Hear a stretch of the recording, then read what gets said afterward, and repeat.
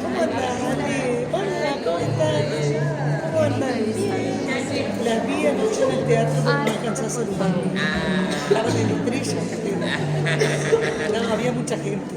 Estuvo re lindo.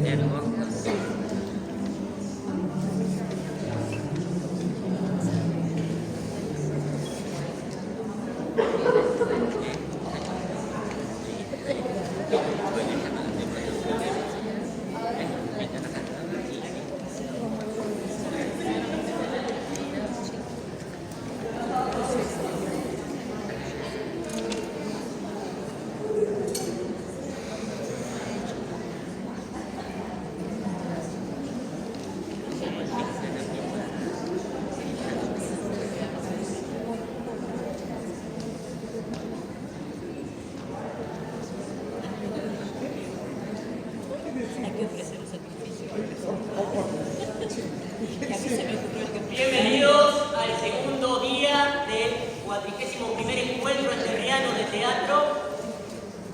Están por ver.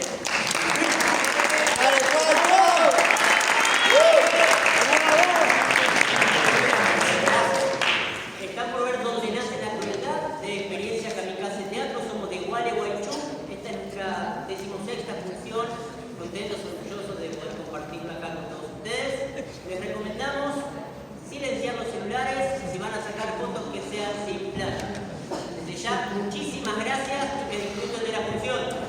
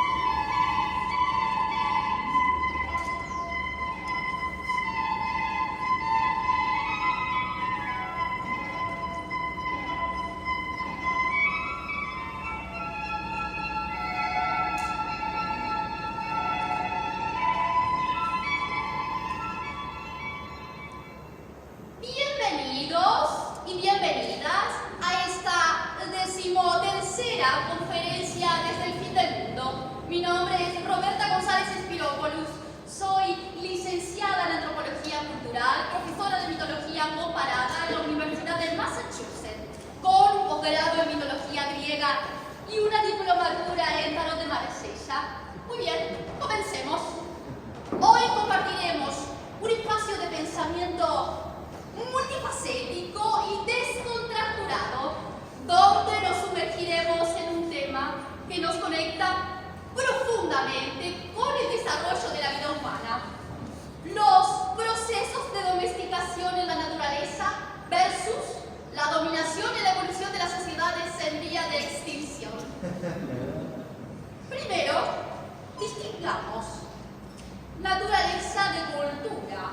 Por un lado, la cultura es todo aquello que ha sido creado por la mano del hombre, mientras que la naturaleza es considerado todo aquello que no ha sido creado por la mano de él.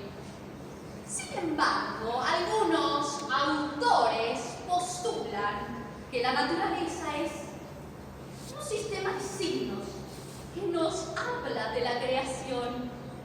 Contemplar la naturaleza para leer en ella su sabiduría, porque la sangre que circula en nosotros es nacida de la sangre de la madre tierra, aquella que susurra en los arroyos de las montañas. Pero volviendo al concepto de cultura, es un término polisémico con 164 definiciones. ¿Alguien del público que me pueda aportar brevemente una definición de cultura? ¿Sí? ¿Allá? ¿En el fondo? Bien, está muy bien. Cultura se podría definir como el conjunto de conocimientos, ideas, tradiciones y costumbres que caracterizan a un pueblo, a una clase social o a una época. En nuestra actualidad, como sociedad moderna, globalizada, nuestros sistemas de creencias y tendencias sociales son inducidos, manipulados. Creemos que decimos lo que queremos, pero es lo que han querido los otros. ¿Y quiénes son los otros? ¿En manos de quién están estas manipulaciones? Muy bien, para explorar las transformaciones culturales utilizaremos, por un lado, la mitología griega, dado que funda las bases de los valores y del pensamiento occidental. Y por otro lado, utilizaremos los arquetipos de las cartas del tarot como... ¿Qué es un arquetipo? ¿Ustedes saben? Un arquetipo es un personaje universal, sin género, que se halla en el inconsciente colectivo y que por lo tanto influye en nuestra personalidad. Muy bien.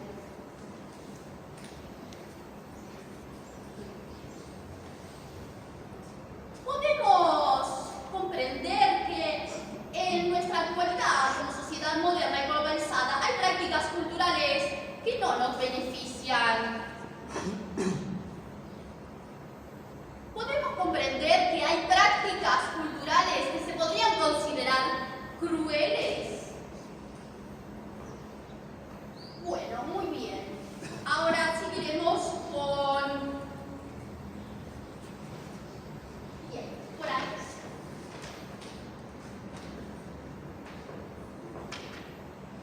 Un momento, por favor. A ver. ¿Dónde estamos? Ya me perdí de tantos temas. En nuestra actualidad, como sociedad moderna y globalizada, nuestros sistemas de creencias y tendencias sociales, les decía, son inducidos, manipulados. Pero vamos a hablar de una práctica, que es la domesticación. Es un proceso que sufren algunos animales en este planeta y que va más allá de simplemente acostumbrar a un animal fiero y salvaje a la vista y compañía del hombre. También implica ser tratable a alguien que no lo es. Moderar la aspereza de carácter. Por ende, la domesticación borra lo agreste y espontáneo que hicieron posible la vida, arrasando con todo aquello que hace peculiar a cada ser. Ahora bien, ustedes se preguntarán, me imagino, ¿qué significan todas estas cosas en relación a nuestras sociedades? En nuestra actualidad, sabemos muy bien que hay prácticas culturales, pero en los tiempos prehistóricos, sin embargo, en las sociedades de recolectores cazadores, no existían jerarquías entre la especie humana y otras especies animales.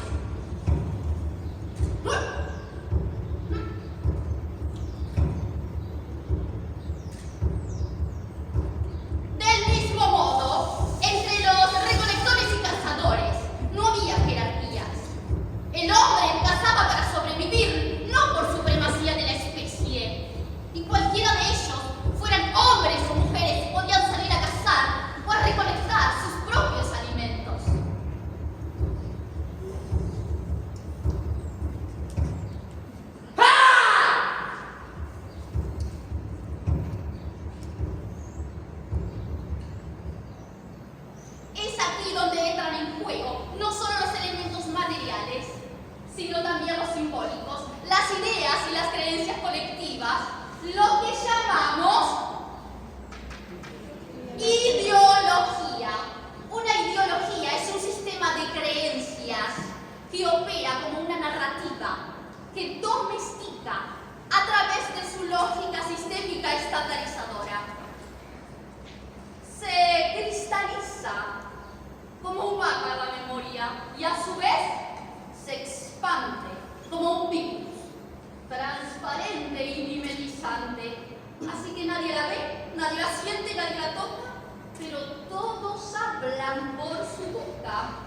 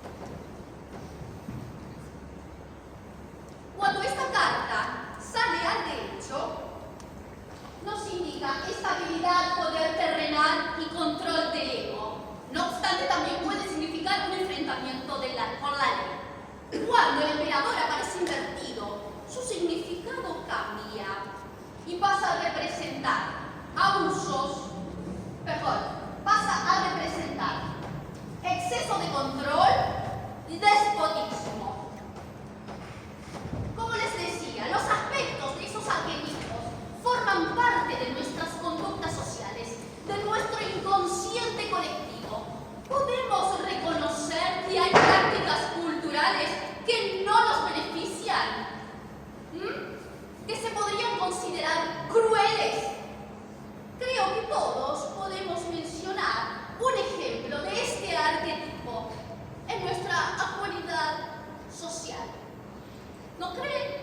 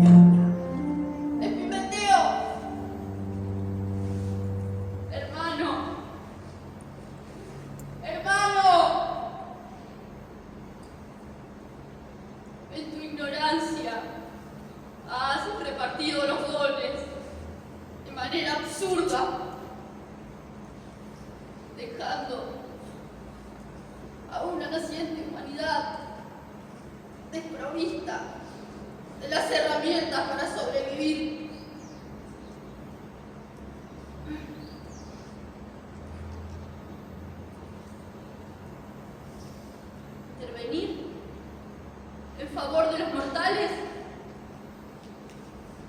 acceder al recinto de los dioses. Interesante, pero prohibido.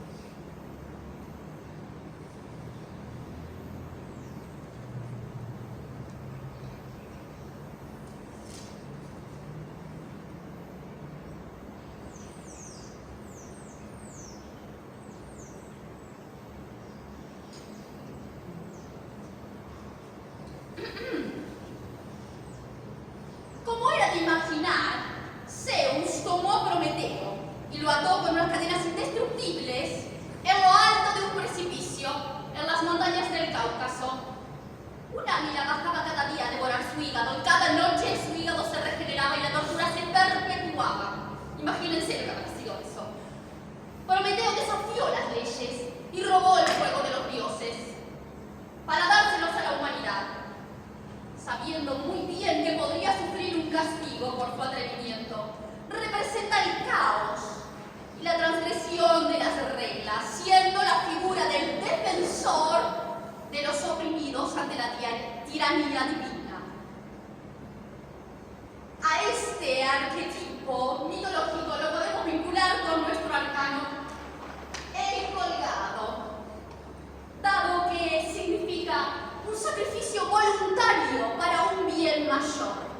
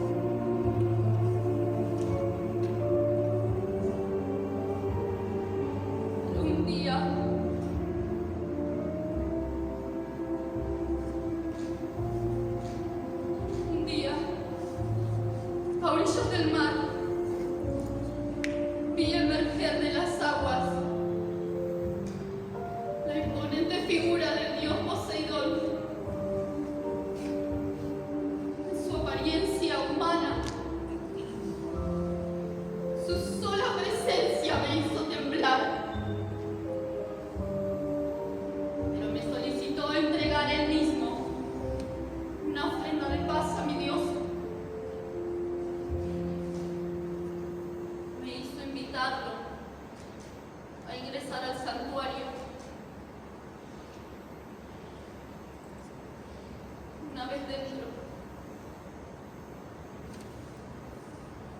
pretendía escoltarlo hacia el altar, pero me detuvo bruscamente. Sentí su fría mano sobre mi hombro, girándome hacia él. Su mirada inhumana se clavó en mí, congelándome la sangre. Quise correr, pero me tomó del cabello, arrastrándome por el santuario. Sujetó mis manos, retorciéndome. Rasgó mis túnicas. Solo pude recitar silenciosamente la invocación a mi diosa, rogando que pueda rescatarme.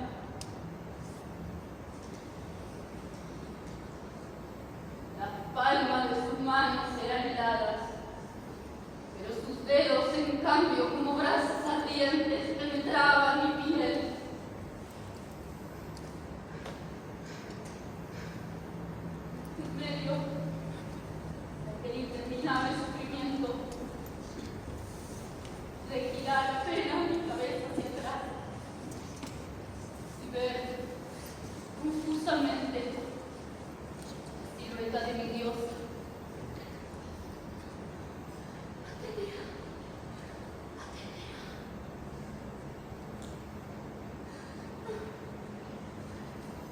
Pero para ese entonces, Poseidón se transformó en furiosas olas que escapaban hacia el mar.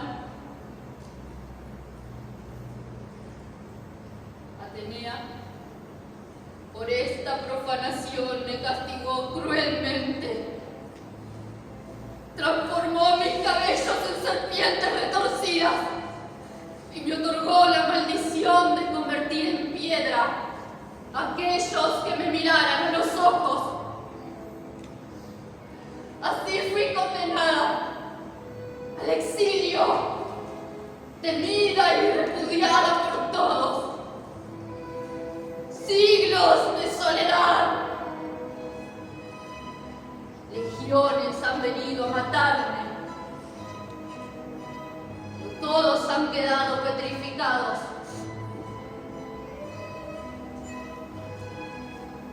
Entonces vino Perseo,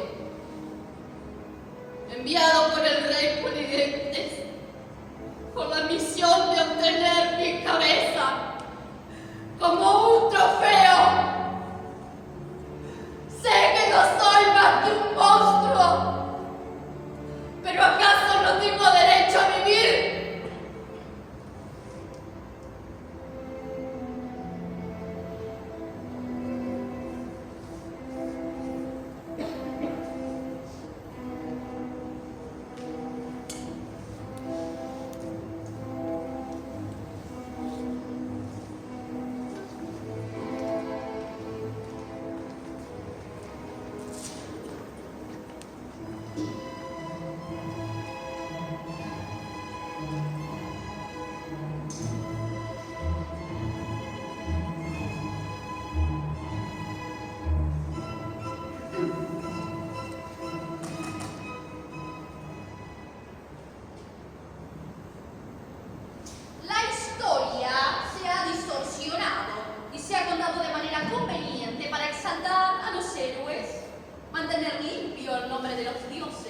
Y que se recuerde a la figura de Medusa como una criatura temible que debe ser aniquilada.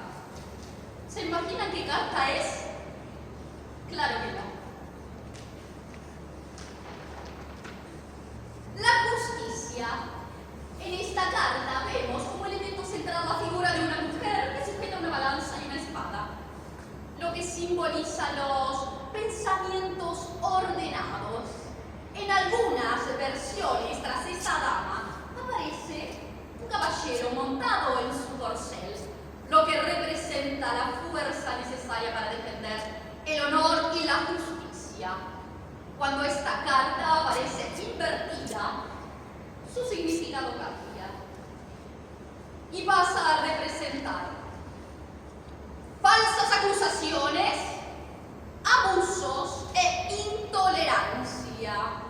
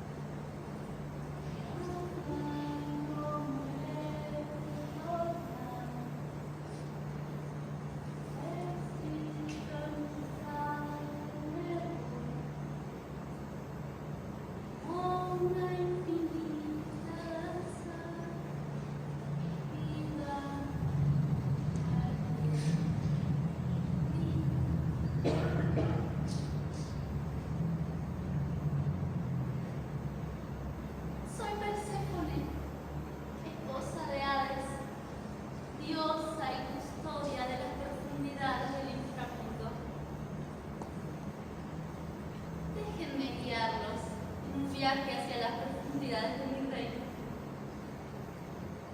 Aquí hay varios destinos para los espíritus. Primero, el país de los sueños, la tierra donde la realidad termina y todo es fabuloso. En la entrada al inframundo encontramos a Estigia, que por unas monedas de oro, Caronte, el barquero de los muertos, transporta a los difuntos hacia el otro lado. Por allí pueden observar los prados de Fóbelo, una región donde van las almas comunes. Pero por este lado pueden observar los campos elíseos, un lugar reservado para las almas tímidas. Luego sigue el río ardiente, el Flegentonte, que desemboca en el Aqueronte, el río del dolor, que fluye hacia un lago y converge en el río del lamento, el Cósito, que es circular y rodea finalmente al punto más profundo de este reino, el Tártaro. Aquí los malvados reciben el castigo divino, un lugar tan oscuro que la noche lo rodea 3 veces, como una soga al cuello.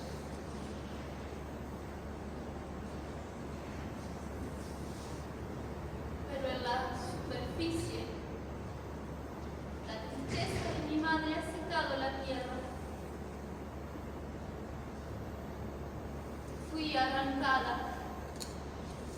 del jardín eterno de Demeter, arrastrada hacia las profundidades. Vi mi piel deshojarse. Sentí los pequeños gusanos entrando por mi carne hasta hundirme en el barro oscuro del inframundo. Bajé a la fuerza, pero allí, donde el tiempo no corre, los ecos de los muertos son el único viento. Allí pude encontrarme con la noche oscura de mi alma. Solo cuando el duelo se vuelve carne, cuando podemos permitirnos renacer. Por eso, cuando sientan que el suelo se abre bajo sus pies, que las sombras los reclaman, no teman, bajen conmigo.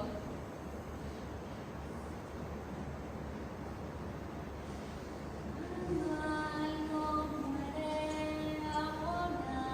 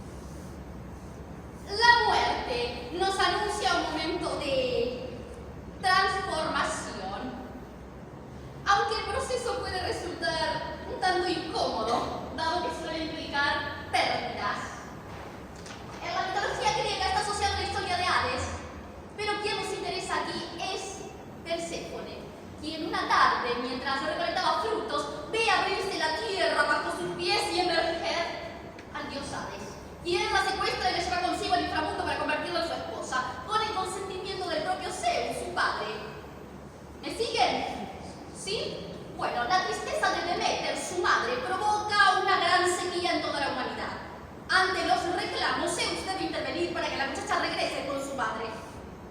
Llegaron a un acuerdo entre partes, porque la muchacha se había comido unas semillas de granada, alimento que la vincularía para siempre con aquel oscuro lugar. Finalmente llegaron a un acuerdo entre las partes y decidieron que Perséfone pasaría 6 meses con su madre en la superficie y 6 meses con Hades como reina del inframundo.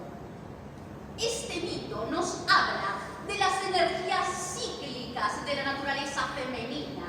Por un lado, en su conexión con la nutrición de la vida, el aspecto nutritivo de la vida, y es Deméter como madre protectora y fértil. Y por otro lado, en conexión con sus aspectos más oscuros de la existencia, y es Perséfone, que está vinculada a la oscuridad y la muerte.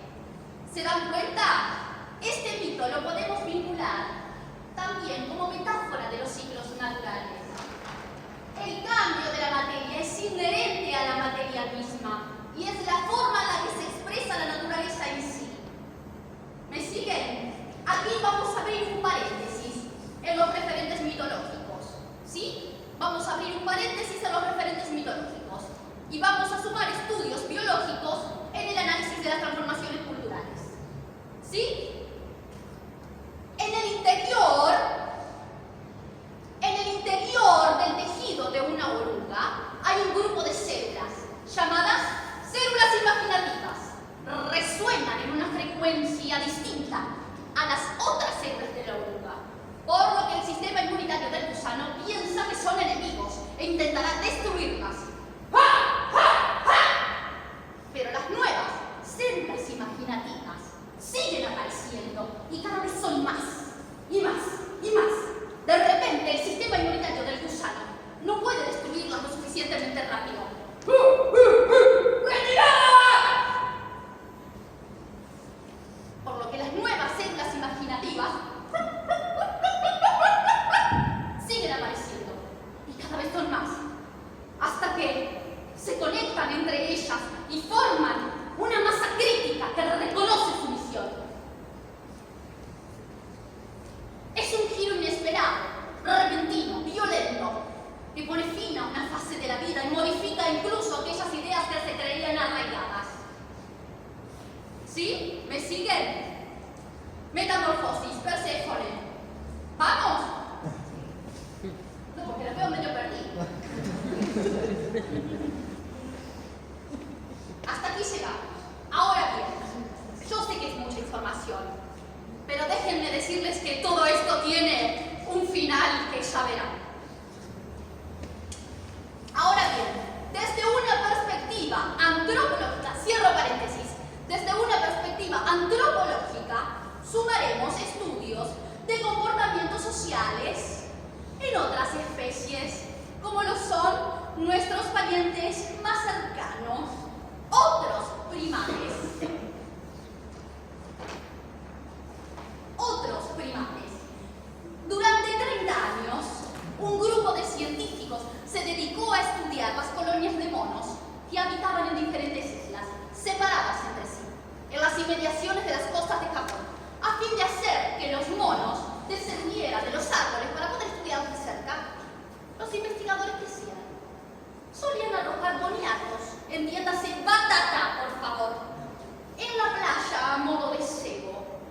Resulta que un buen día, una mona de 18 meses a la que llamaban Imo se acercó a lavar su boniato en el mar.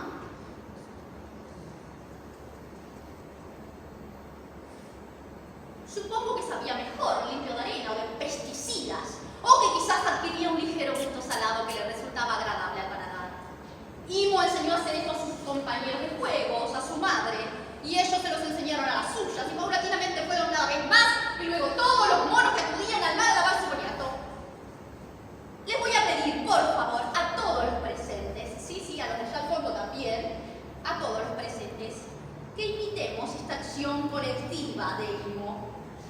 Levanten la mano, por favor, tomen su boniato. Sí, allí, allá en el fondo. Tomen su boniato. Imitemos esta acción de lavar el boniato en el mar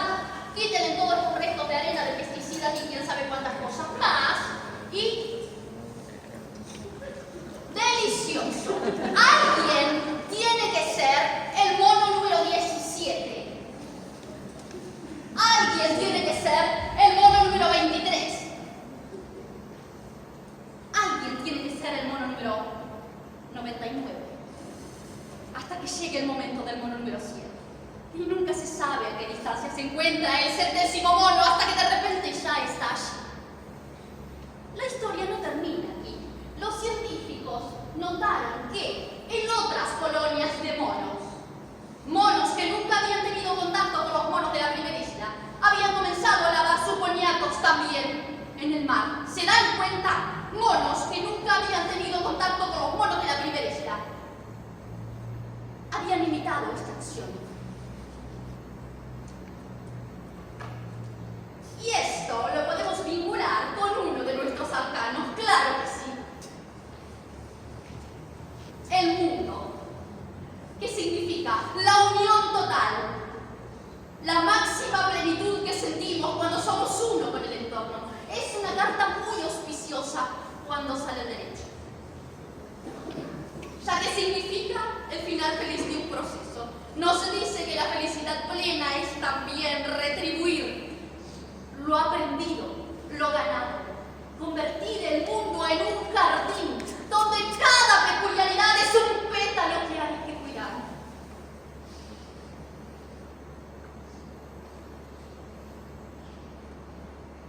Pero cuando el mundo sale al revés, significa falta de visión, fracaso en terminar lo empezado, decepción. Nosotros, como especie humana, ¿qué estamos haciendo con el mundo?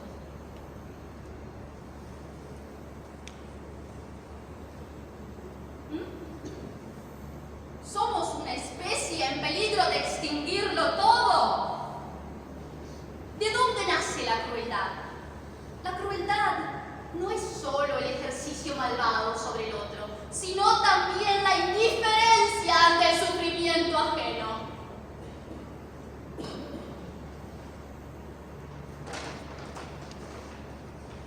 Nuestro siguiente arcano, casualmente, en el tarot representa a Lucifer, quien es el que ilumina el mundo que permanece en la sombra. Ese es el lugar donde recaen todos los aspectos de la personalidad que son negados, ya que son percibidos como indeseables, pero que cuanto más lo rechazamos, más nos somete. Si bien no hay diablo, monje caído o mito griego, tiene sus equivalentes: Hades, Prometeo, Dioniso. Resulta de una mixtura entre varias culturas. Es un arquetipo que trasciende los universos mitológicos, exiliado y a la vez siempre presente en el interior de nosotros mismos.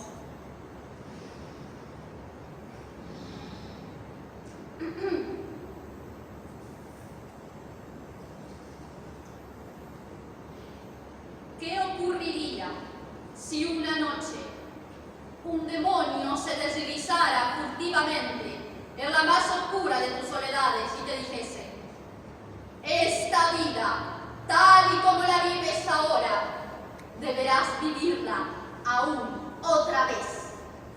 Y no habrá en ella nada nuevo, sino que cada dolor, cada placer, cada pensamiento, cada suspiro, cada cosa indeciblemente grande o pequeña de tu vida va a retornar a ti, y todas en la misma secuencia y sucesión. El eterno reloj de arena de la existencia se invierte siempre de nuevo, y tú con ella, granito de polvo.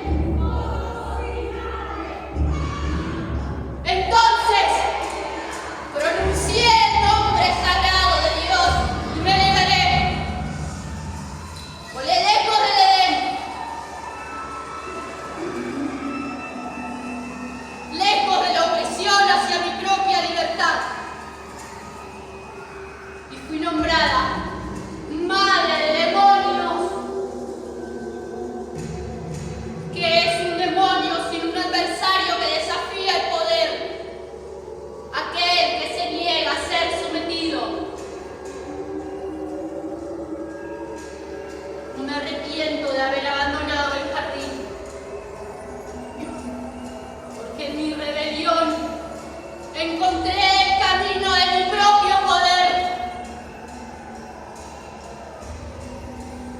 Y aunque muera hoy, mis semillas fueron regadas en mi propio jardín. Y me verán volver como 1000 flores y beberán de mi néctar para sanar las heridas causadas por siglos de dominación. ¡Yo soy la primera! ¡Yo soy el poder! ¡Yo soy tu sombra! ¡Yo soy la libertad! ¡Yo soy! ¡Yo soy! ¡Yo soy! ¡Yo soy!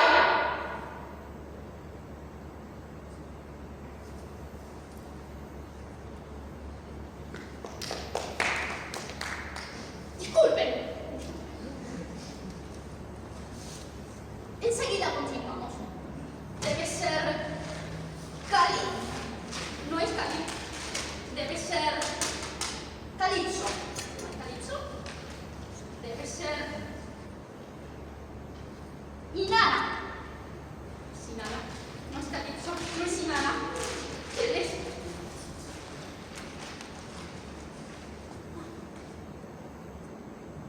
Es ella. Es Lilith. Lilith pertenece a la mitología hebrea y mesopotámica.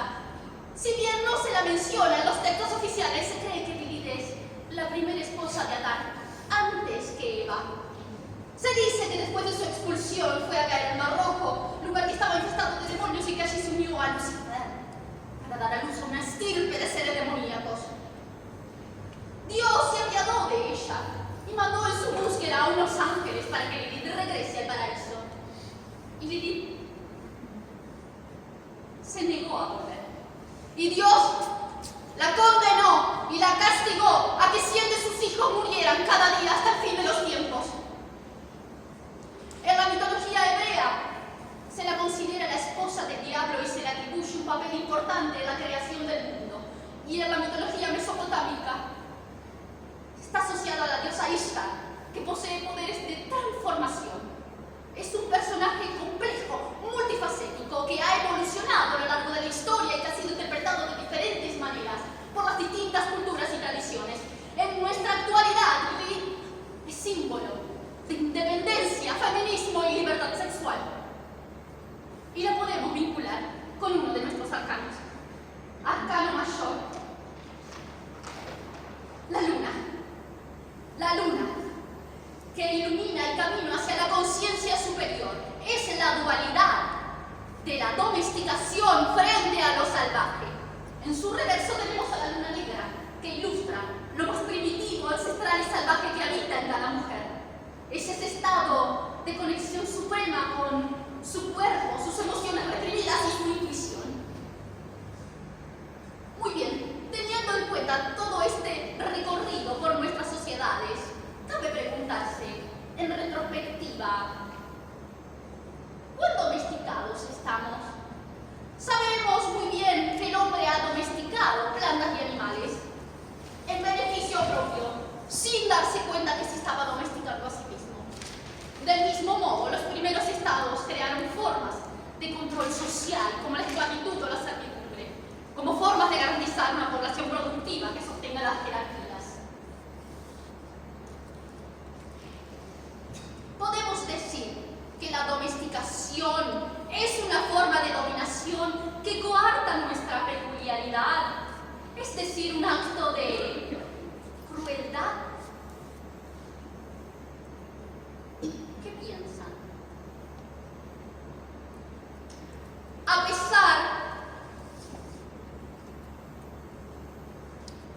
A pesar del clamor, del miedo que prevalece, de la avaricia y del consumo desbordado, déjenme decirles que efectivamente hay una unión de células y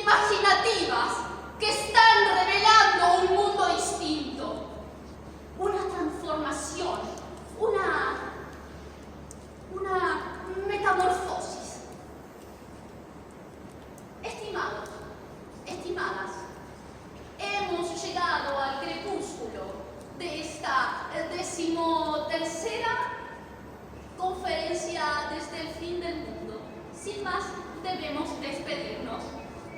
Hasta la próxima.